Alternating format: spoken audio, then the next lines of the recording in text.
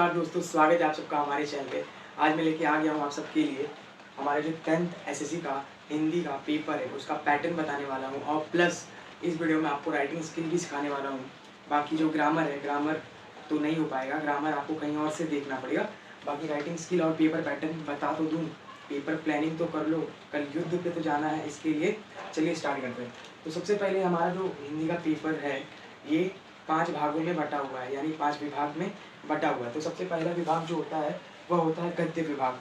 गद्य का मतलब होता है पैसेज और पद्य का मतलब होता है पोयम। तो आप सबको ये सब तो मालूम ही होगा। तो अभी जो गद्य है हमारा वो होता है टोटल 20 मार्क्स का, यानी 20 मार्क्स का टोटल हमारा गद्य होता है, पैसेज होता है। उसके बाद विभाग 2 जो हमारा होता है वो पद्य यानी पोयम। तो पोयम जो होता है वो हमारा होता है टोटल 12 मार्क्स का, यानी 12 मार्क्स का। और उसके बाद विभाग 3, विभाग जो 3 है वो है पूरक पठन। आप सब बोलोगे भैया पूरक पठन क्या होता है? पूरक पठन स्टोरी टाइप आपकी बुक में, जो आपका टेक्स्ट बुक है उसमें दिया जाता है, जो कि बड़े बड़े स्टोरीज होते हैं तो वहाँ पे लिखा रहता है पूरक पठन। तो पूरक पठन का पैसेज यहाँ पे आता है, जो कि कितने मार्क्स का है? 8 मार्क्स का है। उसके बाद विभाग 4, विभाग 4 हमारा है भाषा अभ्यास। भाषा अभ्यास मतलब व्याकरण, जितना भी ग्रामर वाला सब पार्ट है, ग्रामर का सारा भी मटेरियल सब किस में आता है? विभाग 4 में आता है। उसके बाद विभाग 5 जो है हमारा वो है उपयोजित लेखन। उपयोजित लेखन मतलब राइटिंग स्किल। तो हम क्या करने वाले हैं, पूरा सेक्शन वाइज आप सबको पेपर का पैटर्न बता दूंगा, उसके बाद आपको सिखाऊंगा मैं राइटिंग स्किल। बाकी जो है सब मैं पेपर पैटर्न में बता दूंगा, ठीक है? तो चलिए स्टार्ट करते हैं। तो सबसे पहले हमारा विभाग 1 है, तो बाकी को मैं रफ कर देता हूँ, आगे का बताता हूँ। तो मैं बता रहा था आप सबको विभाग 1 जो हमारा गद्य विभाग होता है उसमें क्या क्या आने वाला है। अब ध्यान देना, गद्य विभाग में क्या क्या पूछा जाता है। तो सबसे पहले यहाँ पे 2 सीन पैसेज आते हैं और एक अनसीन पैसेज। सीन पैसेज मतलब क्या? जो आपके बुक में है उसको बोलते हैं पठित गद्यांश। तो 2 पठित गद्यांश आने वाला है, जो कि 8 मार्क्स का एक पैसेज होता है। तो 2 पैसेज होगा, टोटल 8 + 8 16 मार्क्स यहाँ पे आपका बनने वाला है। इसमें क्या पूछेगा? आकलन कृति। आकलन कृति क्या होता है? आकलन कृति जो एक्टिविटी हमें फिल करना होता है, आपको एम्प्टी बॉक्सेस दिए होंगे, उन बॉक्सेस को फिल करना रहता है, उसी को बोला जाता है आकलन कृति। और क्या रहता है? शब्द संपदा। शब्द संपदा क्या होता है? जैसे विलोम शब्द हो गए, विलोम मतलब अपोजिट वर्ड, विलोम शब्द और समानार्थी शब्द। तो ये सारे जितने भी शब्द होते हैं, लिंग, पुल्लिंग, स्त्रीलिंग, ये सब जो जितना शब्द समता वाली चीजें हैं तो किस में आते हैं? शब्द समता।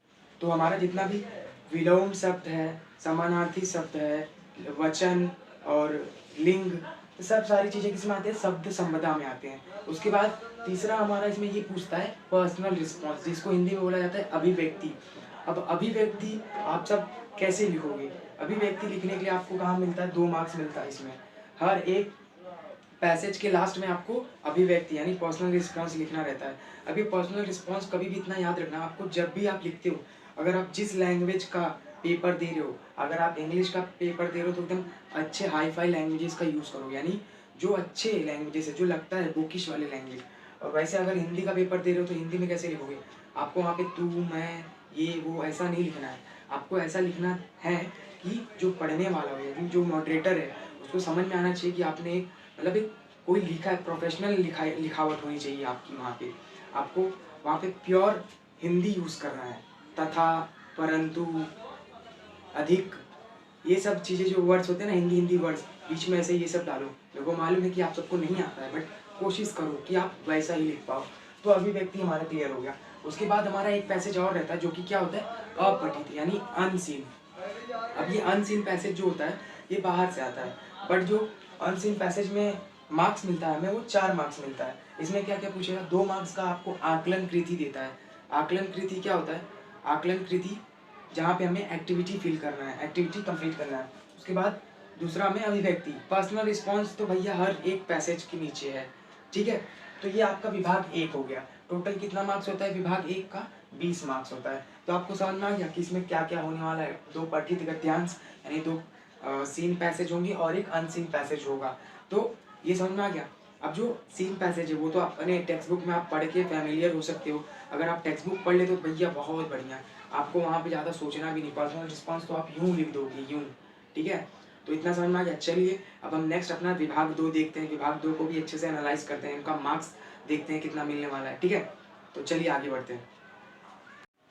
तो अभी हमने विभाग 1 देख चुका है। विभाग 1 में 20 मार्क्स मिलने वाला है हमें, और पूरा उसका पैटर्न भी समझ लिया। उसके बाद हमारा विभाग 2 जो कि क्या होता है, पद्य होता है। पद्य मतलब पोयम, ठीक है। तो इस पोयम में क्या क्या पूछने वाला है वो देख लेते हैं। सबसे पहली बात तो इस पोयम में अप्रिसिएशन नहीं होता है। अब आप सब सोचोगे भैया हम जो मराठी का पेपर दिए थे, इंग्लिश का पेपर दिए थे, उस सब में अप्रिसिएशन था, है ना। बट इसमें अप्रिसिएशन है ही नहीं। इसमें क्या है मालूम है आपको, 2-2 पोयम देगा, यानी 2 पोयम होगा, और दोनों पोयम पे एक पोयम को 6 मार्क्स है, यानी 2 पोयम यानी 12 मार्क्स। तो टोटल 12 मार्क्स का ये आपका पद्य विभाग होता है। और प्लस इसमें क्या क्या पूछने वाला है, सबसे पहले आकलन कृति, सेम एक्टिविटी फिर से आपको करना रहेगा। कंप्लीट बॉक्सेस दिए रहेंगे, आपको पोयम पढ़ना है और फिर कंप्लीट करना है, सिंपल है बहुत। उसके बाद दूसरा हमारा शब्द संपदा। शब्द संपदा वही सेम, विलोम शब्द, समानार्थी, लिंग, वचन, ये सब दे देगा, आप सबको उसको कंप्लीट करना रहेगा, ठीक है। और लास्ट में एक चीज़ और मैं बताना चाहूँगा, थर्ड वाला जो हमें पूछता है वो होता है सरल अर्थ। यानी आपको कुछ वाक्य देगा पोयम का, वाक्य का कुछ पोयम का कुछ वाक्य दिया जाएगा आपको, और बोलेगा इसका सरल अर्थ बताइए। तो मैं जितना आप सबसे रिक्वेस्ट करूँ कि आप सब क्या कीजिए, अगर आपके पास डाइजेस्ट वगैरह है या तो फिर आपके पास सोल्यूशन है, तो आप जो पोयम्स हैं, जितने भी आप सबके टेक्स्ट बुक में पोयम है, उनका सरल अर्थ जान के चले जाइए। कुछ कुछ वाक्य जो है उनका सरल अर्थ, या फिर पोयम अच्छे से आप समझ जाइए कि पोयम में हमें क्या सिखाना चाहता है, ताकि आप अपने दिमाग से भी वहाँ पे क्या लिख सकें कि सरल अर्थ क्या है, ठीक है। तो ये भी आप सबका हो जाएगा, बहुत ईजी है। आकलन कृति, शब्द संपदा, सरल अर्थ, 3 चीज़ इसमें कंटेंट होते हैं। 6 मार्क्स का एक पोयम होता है, यानी 2 पोयम है, 12 मार्क्स आपको यहाँ मिलने वाले हैं, और 20 मार्क्स आपके गद्य विभाग में। गद्य और पद्य टोटल मिला के कितना हो गया, 32 मार्क्स हो गया। चलिए अब हम विभाग 3 देखते हैं। विभाग 3 में पूरक पठन है, उसमें क्या होगा वो देखते हैं, ठीक है। तो अभी हमने विभाग 2 देखा है। विभाग 2 में हमारा पद्य विभाग था, उसके पहले हमने गद्य विभाग देखे थे। तो अभी हमारा विभाग 3 चल रहा है। विभाग 3 में हमारा क्या होता है, पूरक पठन। अब ये पूरक पठन क्या होता है, ध्यान देना। पूरक पठन आपका जो बुक है उसमें बहुत सारी स्टोरीज दी हैं, बड़ी बड़ी स्टोरीज हैं, तो ना, तो कुछ कुछ स्टोरीज के पीछे लिखा है पूरक पठन, मतलब उनका जो हेडिंग है लिखा है वहाँ पे पूरक पठन। तो वो जो पूरक पठन है उसमें ना आपका पोयम भी आता है और आपका पैसेज भी आता है। तो विभाग 3 में क्या होगा, विभाग 3 पहली बात तो 8 मार्क्स का है ना। 8 मार्क्स के में क्या क्या पूछ सकता है आपसे, सिंपल सा, एक पठित गद्यांश यानी एक सीन पैसेज देगा और एक सीन पोयम देगा पठित पूरक पठन में से। तो पठित गद्यांश जो है उसमें से आकलन कृति, सिंपल कंप्लीट द एक्टिविटी, वही है। उसके बाद अभिव्यक्ति, वही बोल रहा हूँ कि आपका जो पेपर है अभिव्यक्ति आकलन कृति, अभिव्यक्ति आकलन कृति से ही भरा हुआ है। तो आप जितना पर्सनल रिस्पॉन्स अच्छे से लिख भर भर के आओगे ना, उतना मार्क्स मिलेगा। और जो भी लिखना है लॉजिक लिखना है, जो आपका भाषा होना चाहिए, भाषा प्योर हाई क्वालिटी का होना चाहिए, हिंदी लगना चाहिए, हाँ हिंदी है, ठीक है। उसके बाद तो पठित गद्यांश में से 2 चीज़ पूछने वाला है, आकलन कृति और अभिव्यक्ति।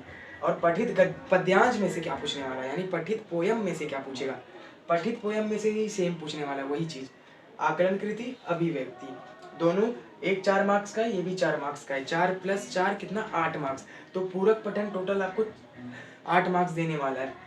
इसके पहले हमने देखा था वो 12 मार्क्स का था, उसके पहले देखा था 20 मार्क्स, 20, 12 और 8, टोटल 40 मार्क्स हमारा विभाग 3 में कवर हो जाता है। 40 मार्क्स पूरा हम यहाँ पे कवर कर सकते हैं। बस आपको करना क्या है, कंप्लीट द फॉलोइंग ये सब आना चाहिए, और कृति करना आना चाहिए, कंप्लीट द टेबल, ये सब जितने भी बॉक्सेस हैं उनको फिल करना आना चाहिए। और फिल कैसे कर पाओगे, जब तक आप पैसेज को एकदम अच्छे से पढ़े नहीं रहोगे घर पे। जो सीन पैसेजेस हैं, सीन पैसेजेस को अगर आप घर पे एक बार रिवाइज कर लोगे, फेमिलियर हो जाओगे ना, तो बहुत आराम से आप क्या कर लोगे, स्कोर कर लोगे। और ये सब चीज़ों में बहुत टाइम लगता है, आपको राइटिंग स्किल में टाइम नहीं लगने वाला है, आप सबको ये विभाग 1, विभाग 2, विभाग 3 में इसमें बहुत टाइम लगने वाला है। तो ठीक है, तो ये समझ में आ गया। चलिए विभाग 4 देख लेते हैं, विभाग 4 में क्या है, ठीक है। तो अभी हमने विभाग 3 देख चुका है। विभाग 3 में पूरक पठन हमने समझ लिया है क्या होता है, तो ठीक है। विभाग 4 अभी जो है, विभाग 4 टोटल आपका होता है 18 मार्क्स का। 18 मार्क्स जो कि आपके पूरे हाथ में होता है, अगर आप ये प्रैक्टिस करके जाते हो तो। अगर आपने प्रैक्टिस नहीं किया व्याकरण का यानी जितना भी ग्रामर का पार्ट है, ग्रामर का पार्ट इसमें आता है विभाग 4, जिसका नाम है भाषा अभ्यास। ठीक है, तो ये भाषा अभ्यास में क्या क्या ग्रामर पूछेगा मैं वो बता देता हूँ। ग्रामर तो सिखा नहीं पाऊँगा इस समय, टाइम नहीं है अपने पास। ठीक है, बस आपको देखना है, और अगर आप सीख सकते तो सीख लो कहीं से। तो सबसे पहले यहाँ पे शब्द भेद आने वाले हैं, शब्द भेद ग्रामर का, और अव्यय, संधि, सहायक क्रिया, प्रेरणार्थक क्रिया, मुहावरा, कारक, विराम चिन्ह और काल परिवर्तन, वाक्य शुद्ध करा, वाक्य शुद्ध करना, और वाक्य के भेद। तो टोटल 11 चीज़ें यहाँ पे हैं, 11 पार्ट्स ऑफ ग्रामर हैं जितने भी यहाँ पे आने वाले हैं। तो ये सब का आपको प्रैक्टिस कर लेना है। मेन यहाँ पे अभी एक चीज़ और मैं बताने वाला हूँ, ये सब शब्द भेद 1 मार्क्स का आएगा, अव्यय 1 मार्क्स का आएगा, संधि 1 मार्क्स का आने वाला है, सहायक क्रिया 1 मार्क्स का आने वाला है, प्रेरणार्थक क्रिया 1 मार्क्स का, मुहावरा 1 मार्क्स का, कारक 1 मार्क्स का, उसके बाद विराम चिन्ह भी 1 मार्क्स का, और यहाँ पे काल परिवर्तन से सब 2 मार्क्स का हो जाएगा, सब 2 मार्क्स का। ठीक है, तो टोटल कितना हो गया, 18 मार्क्स। तो ये भाषा अभ्यास में ये ग्रामर अगर आप सीख लेते हो तो 18 का 18 मार्क्स आप अपने कब्जे में कर लोगे। ठीक है, तो यहाँ पे पूरा ग्रामर का पार्ट है। और एक बात और हमेशा याद रखना, जब भी आप कोई भी पेपर लिख रहे हो, पेपर को हमेशा इस तरह लिखना कि आपको किसी को गिफ्ट देना है, क्योंकि पेपर जितनी अच्छी तरीके से लिखोगे उतनी अच्छे तरीके से पेपर चेक करने वाला उसे चेक करेगा। क्योंकि पेपर लिखावट जो होती है, आपकी जो हैंड राइटिंग होती है, वो एक इम्प्रेशन क्रिएट करती है। अगर अच्छा इंप्रेशन बनाओगे तो सामने वाला भी अच्छे इंप्रेशन से चेक करके देगा। अगर गलत इंप्रेशन राइटिंग से बना दोगे तो फिर मतलब नहीं है, कितना भी अच्छा आंसर लिखो कोई पढ़ता नहीं है।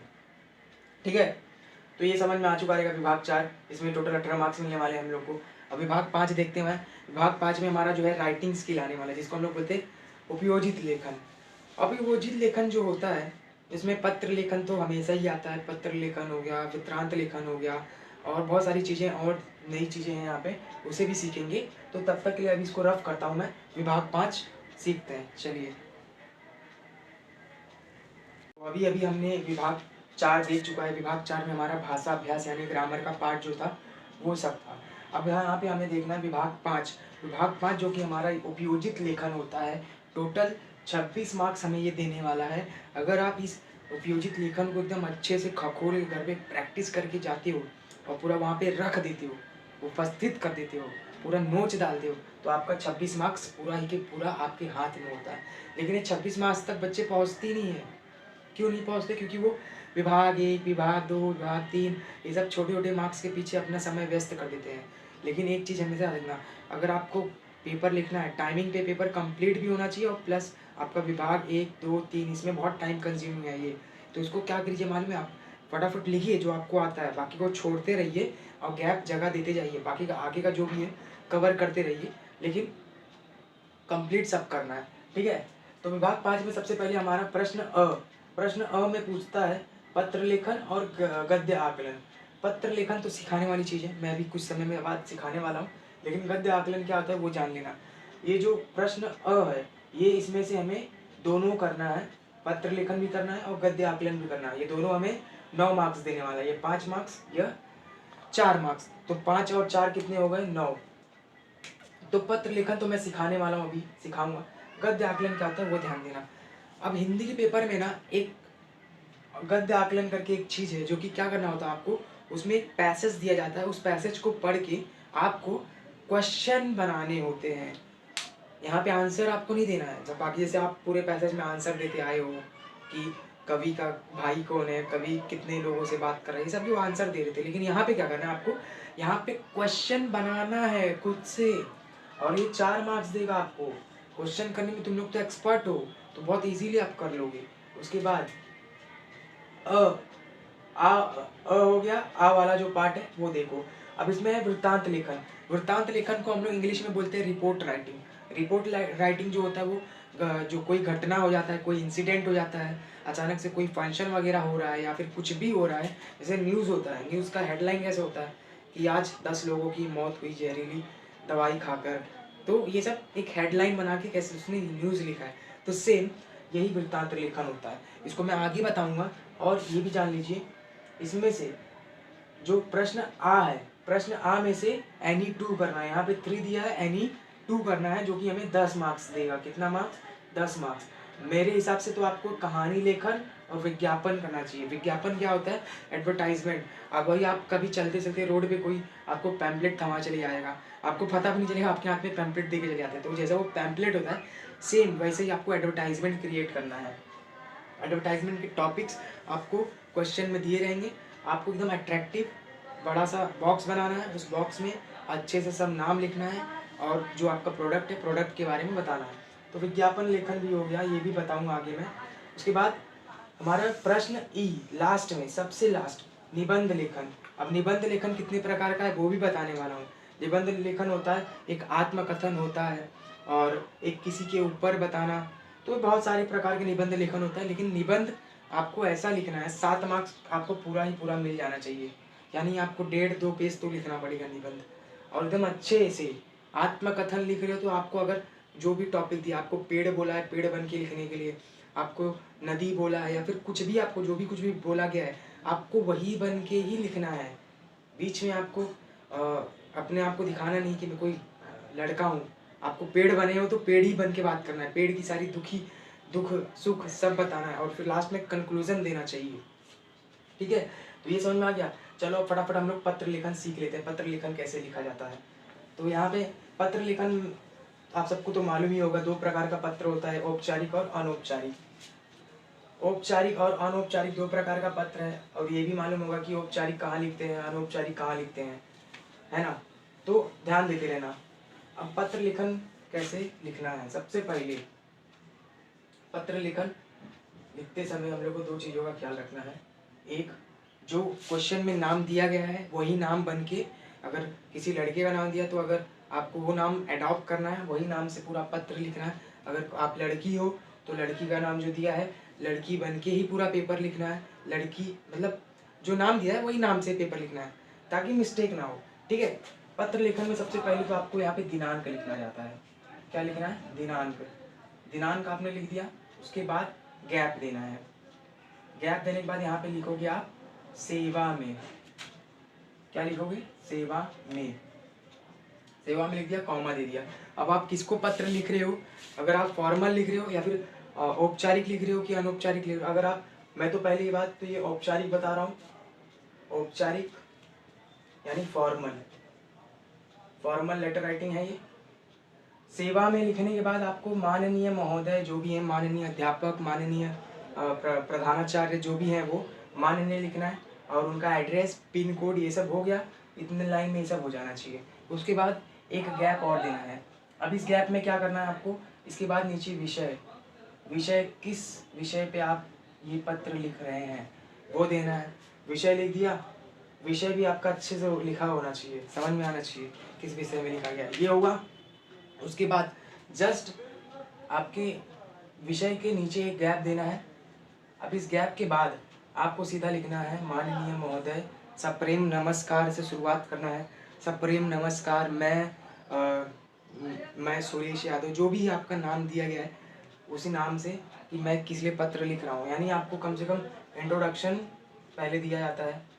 किसी से आप मिलते हो तो सबसे पहले बताते हो कि आप कौन हो, कहाँ से आए हो, क्यों आए हो, ये सब बताते हो। तो इंट्रोडक्शन आपका कम से कम होना चाहिए 3.5 या फिर 4-5 लाइन तक तो होना चाहिए। 3 से 4 लाइन का इंट्रोडक्शन होना चाहिए।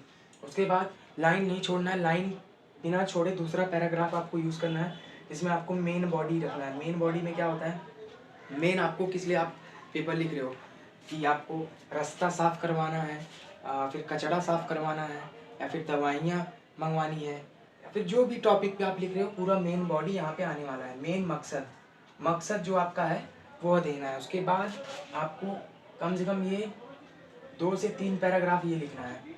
अगर ये हो जाता है तो उसके बाद आप लिखोगे क्लोजिंग। क्लोजिंग आपका 2 से 2.5 लाइन का होना चाहिए, 2 से 2.5 लाइन का।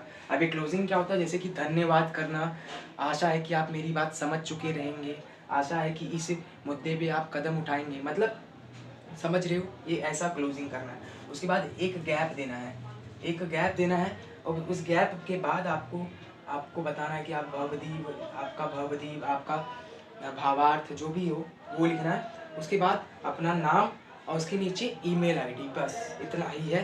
पत्र लेखन आपका तैयार हो गया। और अगर अनौपचारिक की बात करोगे तो अनौपचारिक में क्या करना है वो भी बता देता हूँ। अनौपचारिक भी बहुत ईजी है, इनफॉर्मल, लेकिन इसमें आपको लिखना बहुत ज़्यादा है। सेम यहाँ पे आपको दिनांक डालना है, दिनांक, उसके बाद एड्रेस जिसको आप लिख रहे हो वो हो गया। अब यहाँ पे माननीय महोदय ये सब कुछ नहीं करना है, सीधा प्रिय, और सब्जेक्ट भी नहीं दिया जाता है। प्रिय पप्पू, सीधा लिखना स्टार्ट करो, प्रिय पप्पू तुम कैसे हो, क्या है हाल चाल, सब सीधा स्टार्ट कर देना चाहिए, ज़्यादा कुछ है ही नहीं। दिनांक डाला, प्रिय पप्पू, स्टार्ट हो गया। तो यहाँ पे जो अनौपचारिक है उसमें कुछ लिखना नहीं रहता है, बस हाँ ज़्यादा जो आपके पैराग्राफ हैं, जो आपका लिखावट है वो ज़्यादा होगा। लेकिन अगर आप औपचारिक पत्र लिख रहे हैं यानी फॉर्मल लेटर राइटिंग लिखते हो, वहाँ पे आप एक फॉर्मेट को अप्लाई करते हो।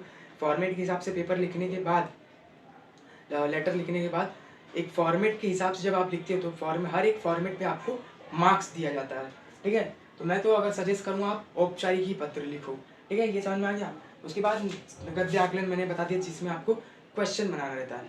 उसके बाद वृत्तांत लेखन मुझे बताना था। वृत्तांत लेखन क्या होता है वो भी ध्यान देना। वृत्तांत लेखन, वृत्तांत लेखन का मतलब होता है रिपोर्ट राइटिंग, है ना। रिपोर्ट राइटिंग में क्या होगा ध्यान दो।